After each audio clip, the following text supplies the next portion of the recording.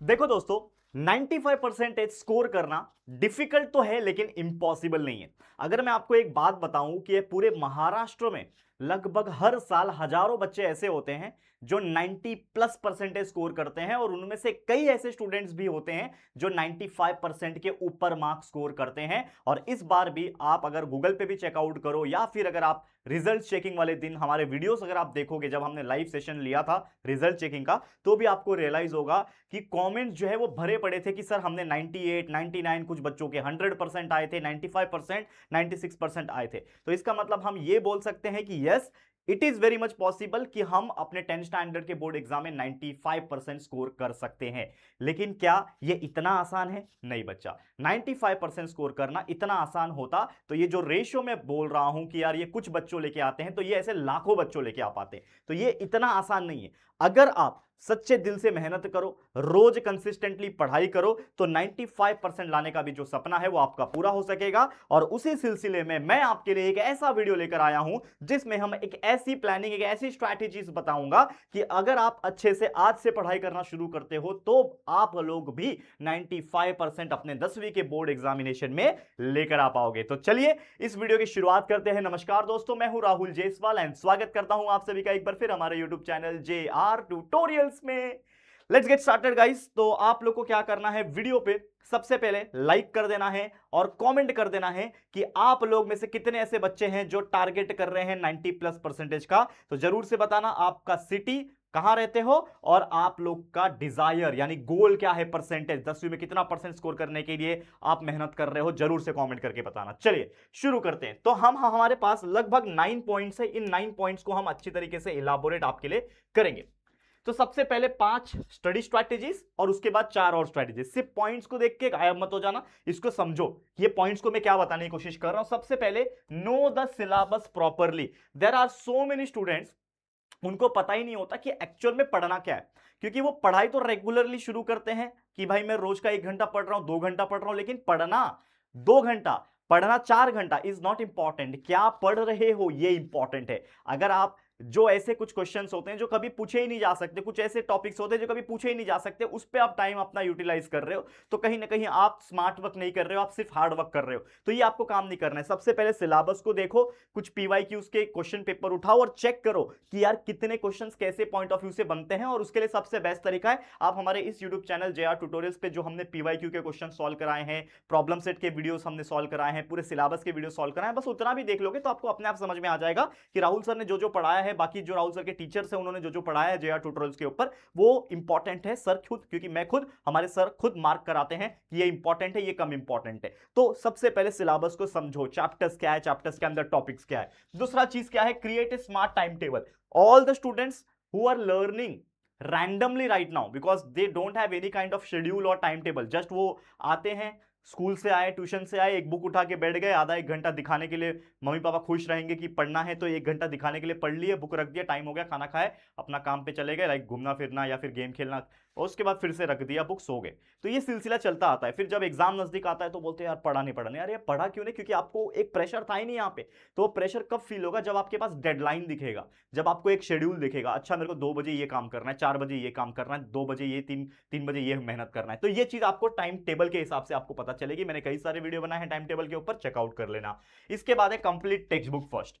सबसे पहला चीज, अगर आपको 95% स्कोर करना है तो सबसे पहला चीज जो आपके माइंड में आना चाहिए वो है आपका टेक्स्ट बुक। क्योंकि पढ़ाई तो उसी से होती है। बाकी डाइजेस्ट हो गया, 21 होता है, या फिर कोई और जो पढ़ा रहा है आप लोग को, ये सारा चीज कहां से आ रहा है? टेक्स्ट बुक से ही तो आ रहा है। तो जो बच्चा टेक्स्ट बुक को सबसे पहला प्रायोरिटी देता है उसके डेफिनेटली अच्छे मार्क्स निकलते हैं। तो आप लोग को हर चैप्टर्स को पहले समझना है। समझने के लिए टेक्स्ट बुक रीड करना सबसे अच्छा चीज है।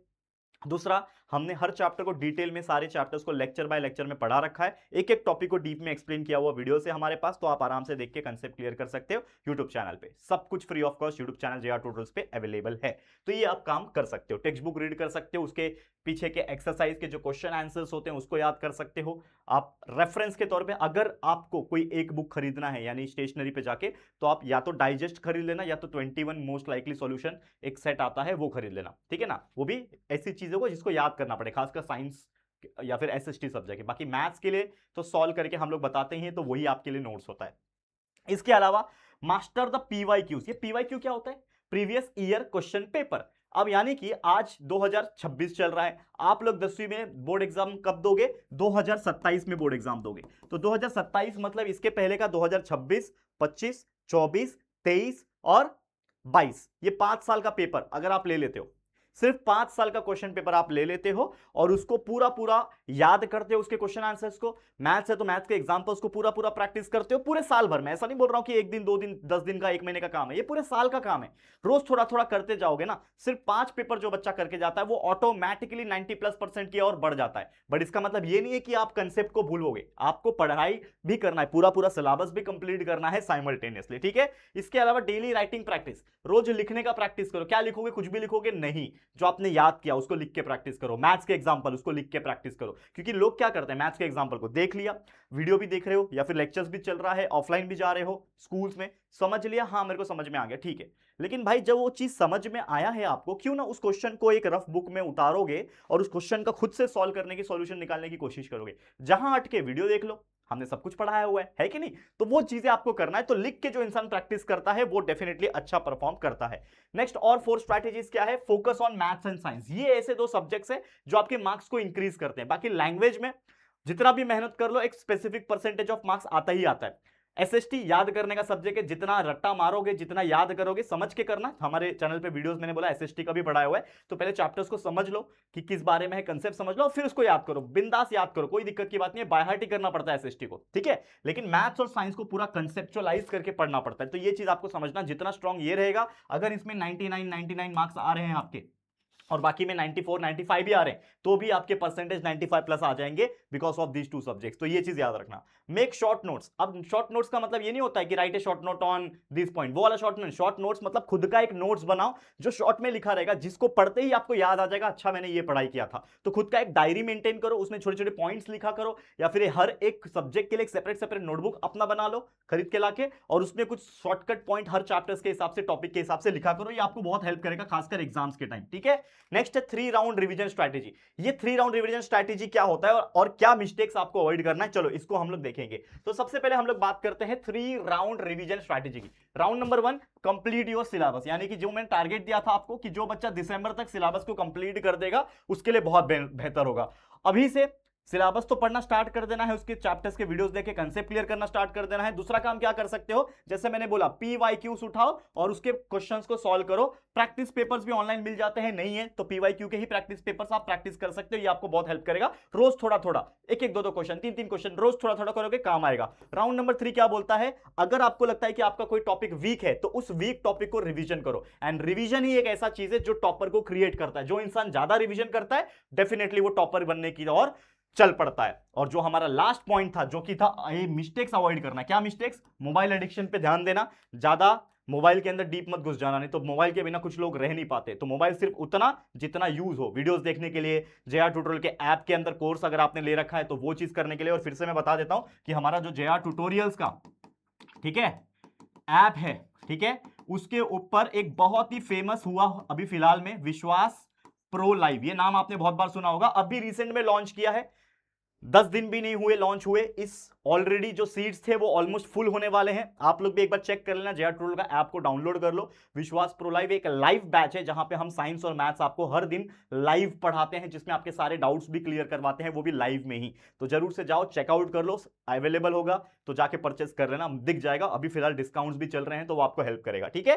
तो आपको मोबाइल एडिक्शन जितना जरूरी है उतना ही, बाकी चीज को हटा दो। दूसरा, स्टडिंग विदाउट टाइम टेबल। जैसे शुरुआत में मैंने बोला बिना टाइम टेबल का तो स्टडी करना ही नहीं है, शेड्यूल बना लो। इसके अलावा इग्नोरिंग टेक्स्ट बुक। बहुत सारे बच्चे टेक्स्ट बुक को इग्नोर करते हैं, सीधा डाइजेस्ट लेके बैठ जाते हैं। नहीं, सबसे पहले टेक्स्ट बुक लो, उसके हिसाब से फिर डाइजेस्ट या फिर कोई चीज को फॉलो कर लेना। Last minute preparation. कुछ लोग सिर्फ एग्जाम आया 4 दिन पहले पढ़ लेंगे, 5 दिन पहले पढ़ लेंगे, नहीं, हर दिन पढ़ना है, थोड़ा थोड़ा पढ़ना है, कंसिस्टेंट रहना है, देख लो रिजल्ट अपने आप मिलेगा आप लोग को। And last but not the list, comparison yourself with other. अपने आप को कंपेयर ही मत करो। अगर वो बच्चा 90+% निकाल रहा है और आपका सपना है 90+ निकालने का, तो ये चीज आपके लिए है, तो आपको कंपेयर नहीं करना है। पहले दिन से आप उसको बीट नहीं करोगे, आप उसको बीट कर पाओगे आखिरी दिन पे। तो आपको तैयार होना है बेस्ट, एक बड़ी छलांग मारने के लिए। तो वो चीज याद रखना, कंपेयर मत करो, बस अपना मेहनत करते रहो, एक ना एक दिन रिजल्ट अपना जवाब देगा। समझ में आया? तो ये कुछ पॉइंट्स थे, इसको आप अच्छी तरीके से फॉलो कर लो। बहुत अच्छी तरीके से। ओके, तो all the very best. And last but not the least जो मैं आपसे कहना चाह रहा था कि भाई फाइनल मोटिवेशन ये है कि 95 स्कोर करने के लिए आपका जीनियस होना जरूरी नहीं है। आप लोग को चाहिए consistency, smart study, text book पे फोकस, पीवाईक्यू यानी प्रीवियस ईयर क्वेश्चन पेपर का प्रैक्टिस और रेगुलर रिवीजन। और अगर आप आज से ही इन पॉइंट्स को फॉलो करते हो तो 95 स्कोर करना बिल्कुल ही पॉसिबल है। और मुझे पता है, यस आप लोग को ही बोल रहा हूं, मुझे पता है आप लोग फॉलो करोगे और 90 प्लस 95% प्लस मार्क्स निकालोगे आने वाले बोर्ड एग्जाम में। That's it for today. Thank you so much. उम्मीद करता हूं आप निराश नहीं करोगे। कमेंट में लिख देना yes sir we will score 90 plus percent, 95 plus percent हम निकालेंगे, क्योंकि अब की बार 90 पार विथ जेआर है कि नहीं बच्चा। कमेंट में टाइप हो जाना चाहिए। All the very best. Please share कर दो इस वीडियो को, जितने भी आपके 10th फ्रेंड्स हैं ना, जितने भी आप लोग जानते हो एक दूसरे को, सब तक ये वीडियो पहुंचना चाहिए। तो प्लीज शेयर टू एवरीवन। पहली बार चैनल को आओ, चैनल को सब्सक्राइब कर देना, वीडियो को लाइक कर देना, शेयर कर देना। मिलते हैं जल्दी किसी और नए वीडियो में, तब तक के लिए thank you, take care and good bye.